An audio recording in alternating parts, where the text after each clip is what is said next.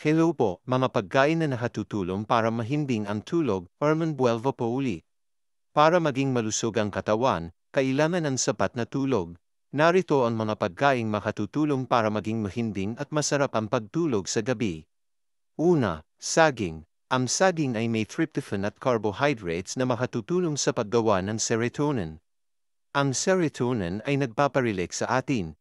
Nababawasan din ang stress. Pangalawa, kamote o sweet potato. Ang kamote ay may masustansyang complex carbohydrates, hindi ito gaano nagpapataas ng asukal sa dugo.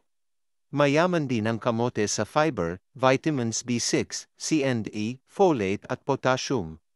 Pangatlo, oatmeal at cereals. Sa gabi, pwede naman hindi magkanin paminsan-minsan.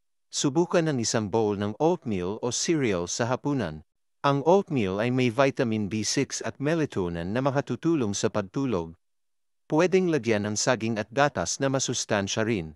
Ika-4, gatas. Tama ba ang pag-inom ng gatas para makatulog?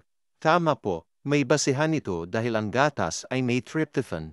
Ang tryptophan ay nagiging serotonin sa katawan at ito ang nagpapasaya at nagpaparelax sa atin. Mas mabilis ka pang aantukan. Ika-5, chamomile tea. Ang mainit na chamomile tea ay mabisang pampatulog. Mabuti ito sa tiyan, pinaparelax ang stomach muscles, at may amoy na nagpapakalma rin.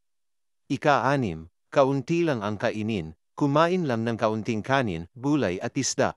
May kasabihan na, no food intake after 6 p.m. or 7 p.m. Tama po ito, gusto nating matuno maigi ang pagkain bago kayo matulog.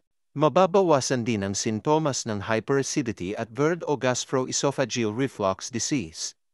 Ika-7, maglakad-lakad. Pagkatapos kumain sa gabi, maglakad-lakad muna ng 10 hanggang 15 minuto.